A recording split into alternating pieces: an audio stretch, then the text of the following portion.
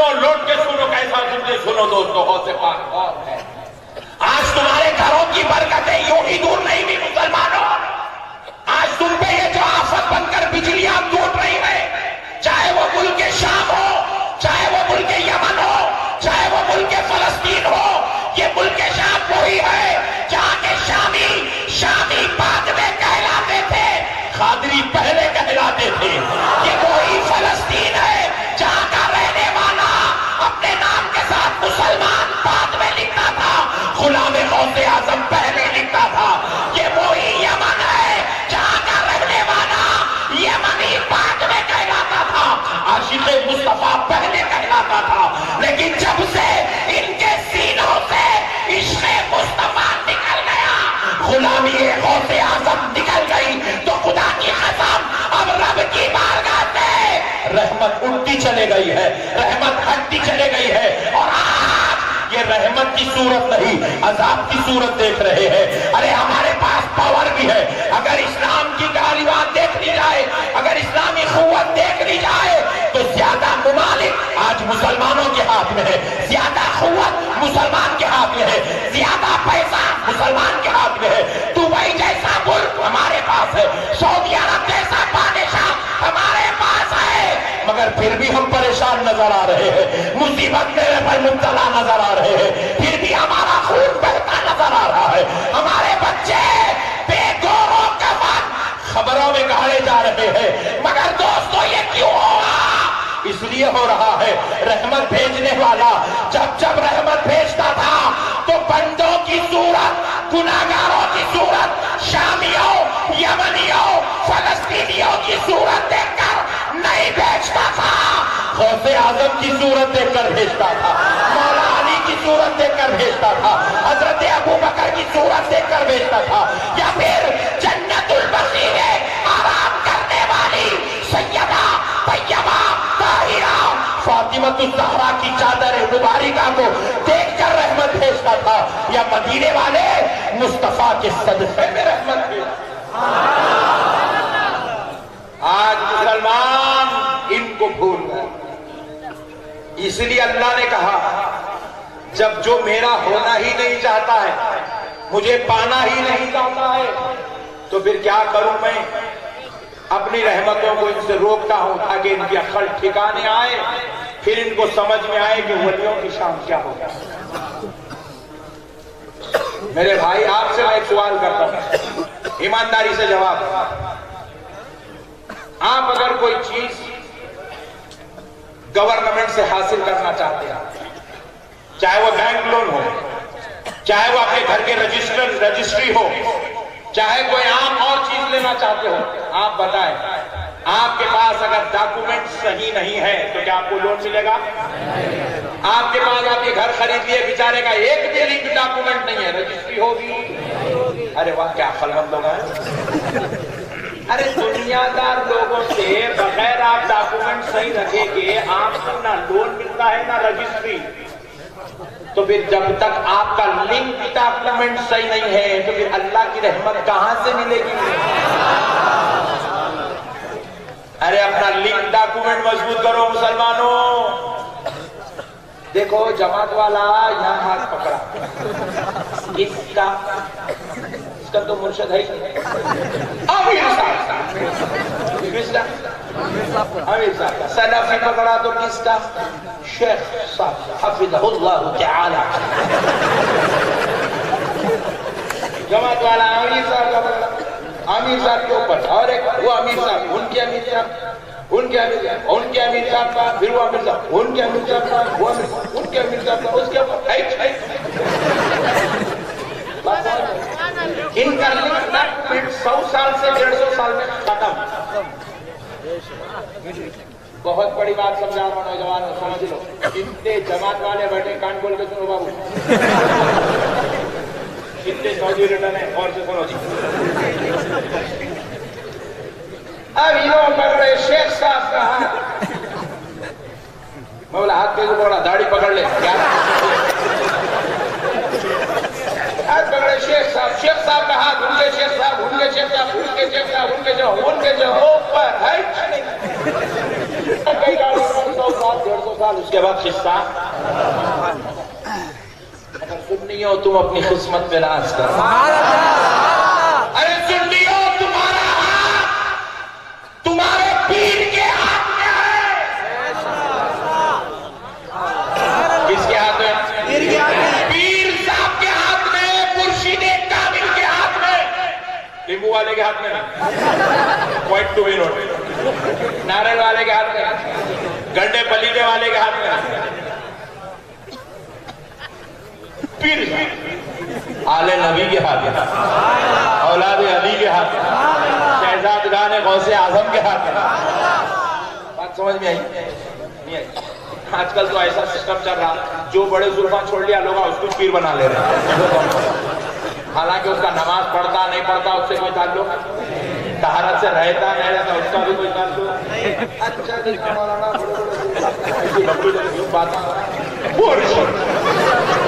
یہ ڈپلیکیٹ لوگوں کی بات نہیں کر رہا ہوں, میں پیر کی بات کر رہا ہوں. کس کی؟ منگل کی. زور سے بولے کس کی؟ تو سنو سنیو, تم اپنی قسمت پہ ناز کرو. تمہارا ہاتھ تمہارے پیر کے ہاتھ میں ہے, پیر صاحب کا ہاتھ ان کے پیر صاحب کے ہاتھ میں ہے, ان کا ہاتھ ان کے پیر کے ہاتھ میں ہے, ان کا ہاتھ ان کے پیر کے ہاتھ میں ہے, ان کا ہاتھ ان کے پیر کے ہاتھ میں ہے, اور سارے پیروں کا سرکار غوث اعظم کے ہاتھ میں ہے. سرکار معروف کرشی کے ہاتھ میں ہے, معروف کرشی کا ہاتھ حضرت داؤد طائی کے ہاتھ میں ہے, داؤد طائی کا ہاتھ حضرت جنید بغدادی کے ہاتھ میں ہے, جنید بغدادی کا ہاتھ سری سختی کے ہاتھ میں ہے, سری سختی کا ہاتھ مولا حسن بصری کے ہاتھ میں ہے, مولا حسن بصری کا ہاتھ مشکل کشا شیر خدا حیدر کرار فاتح خیبر علی المرتضیٰ کے ہاتھ میں ہے, اور مولا علی کا محمد الرسول اللہ.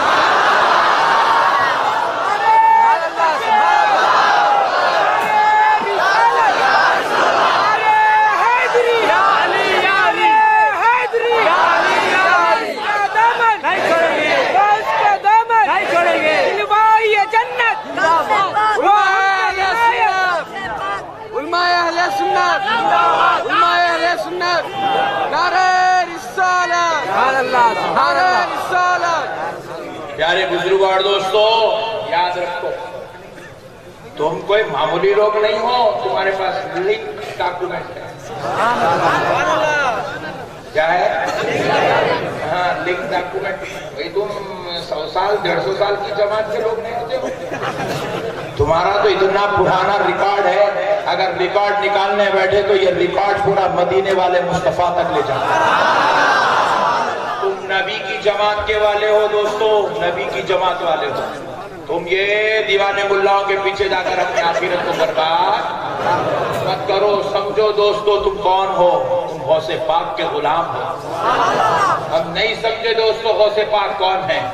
ارے یہ وہ غوث پاک ہے, صرف محی الدین ابن عربی ہی نہیں, بلکہ غوث پاک کا تذکرہ آپ کے بعد والے ہی نہیں کرتے, بلکہ غوث پاک کا تذکرہ آپ کے پہلے والے بھی کرتے ہیں. اور ذرا سنو دوستو, جب سرکار غوث پاک نے اپنی ولایت کا اعلان کیا تھا تو سرکار غوث پاک بغداد کی جامع مسجد میں منبر رسول پر کھڑے ہو کر کہنے لگے تھے, قدمی ھذا علی رقبتی کل ولی اللہ, میرا یہ قدم سارے اولیاء اللہ کی گردنوں پر ہے, سارے اولیاء اللہ کی گردنوں پر ہے.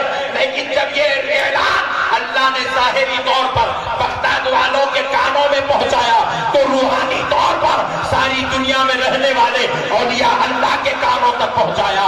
سرکار غریب نواز خراسان کی پہاڑیوں میں تھے تو سرکار سرکار سلطان الہند عطائے رسول غریب نواز نے کہا کہ شیخ عبد القادر جیلانی, تو آپ کا قدم نہ صرف میری گردن پر ہے بلکہ آپ کا قدم مبارک میری آنکھوں پر بھی ہے.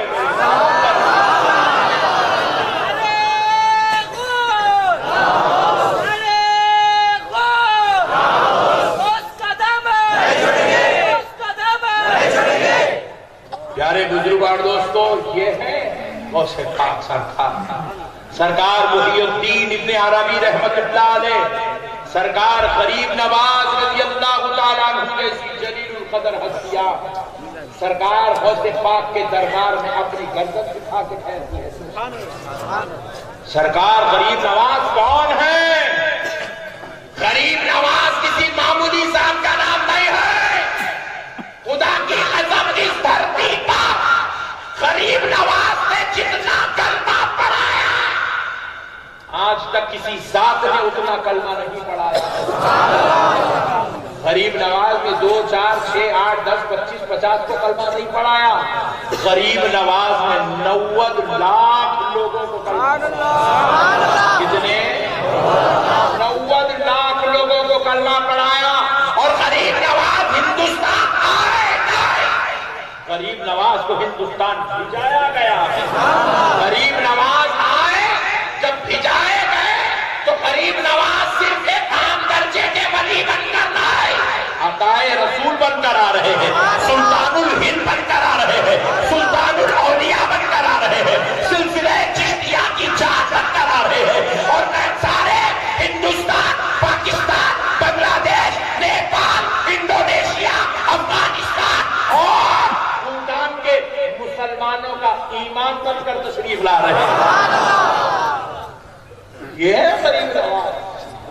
ہمارے ایمان کی سلامتی، ہمارا جو آج ایمان ہے خدا کی قسم یہ غریب نواز کا مرہون منت ہے. یہ غریب نواز کا مرہون منت ہے. ویسے غریب نواز سرکار غوث پاک کا جو اعلان کرتے ہیں تو کہتے ہیں سرکار آپ کا قدم مبارک صرف میرے گردن پر نہیں ہے، میری آنکھوں پر بھی ہے، میرے سر پر. اللہ یہ ہے غوث پاک. پیارے بزرگوار دوستو، سرکار جنید بغدادی رضی اللہ عنہ. کون ہے سرکار جنید بغدادی؟ سید الطائفہ، سراج الاولیاء. کون ہے جنید بغدادی؟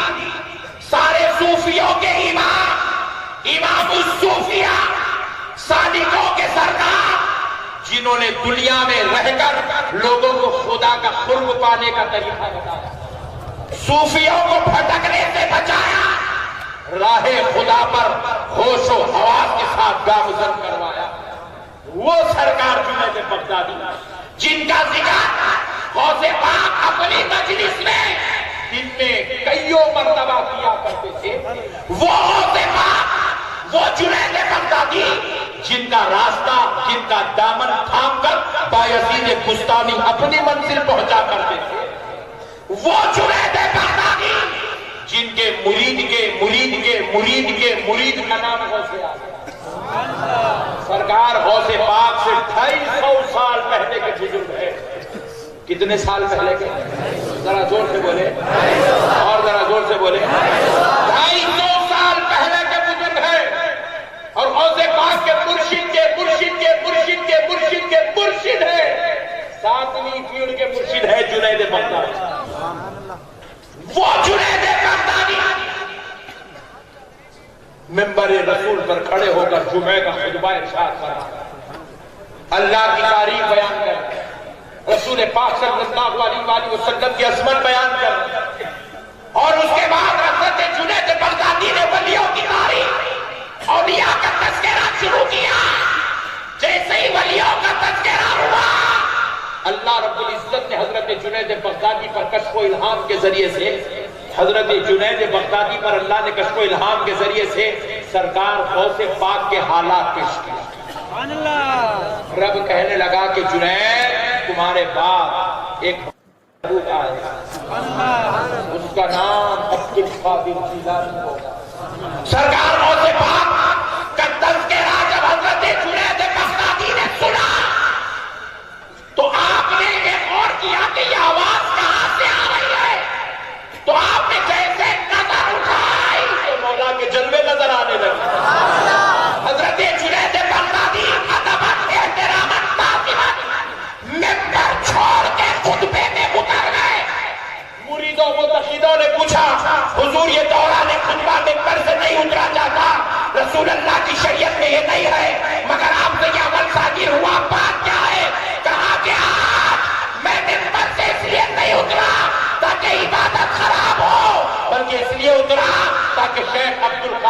مسلمانی کا ادب ہو.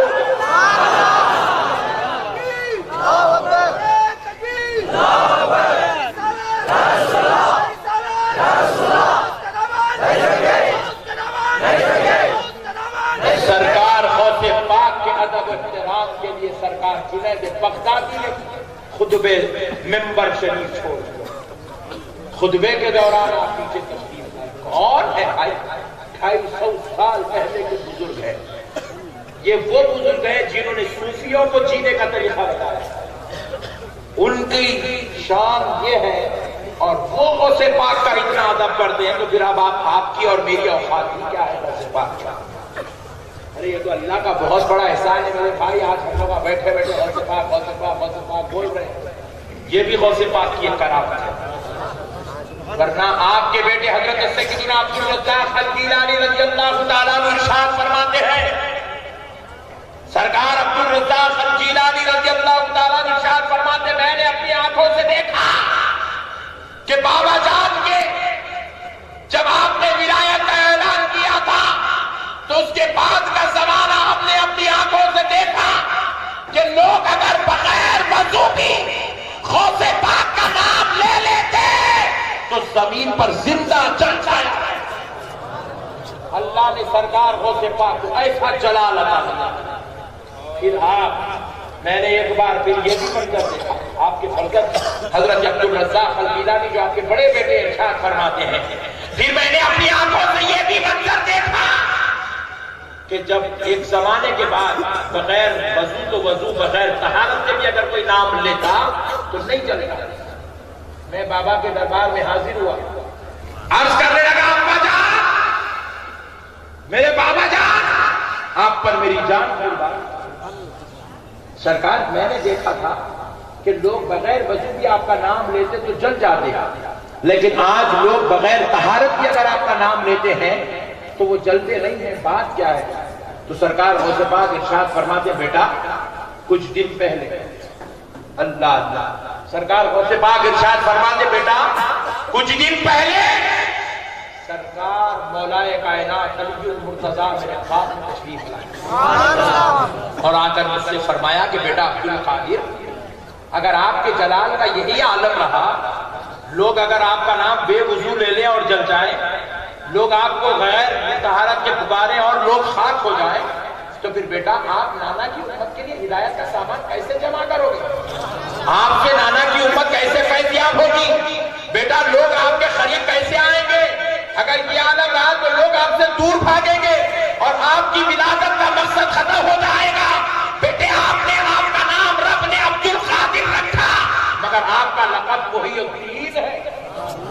محی الدین کا معنی کیا ہے؟ دین کو زندہ کرنے والا. کہا بیٹا تم محی الدین بنا کر بھیجے گئے ہو. بیٹے اگر یہ جلال رہا لوگ تمہارے قریب نہیں آئے تو کیسے ہوگا؟ تو کہا دادا جان کیا کیا جائے؟ فرماتے بیٹا اپنا منہ کھولو. میں نے اپنا منہ کھولا تو مولا علی مشکل کشا شیر خدا فاتح خیبر حیدر کرار نے اپنی زبان میرے منہ میں رکھی اور کہا بیٹے اسے چوس لو. میں دادا جان کی زبان چوستا گیا جمال علی مجھ میں آ گیا اور جلال غوث علی نے واپس لے لیا. تکبیر.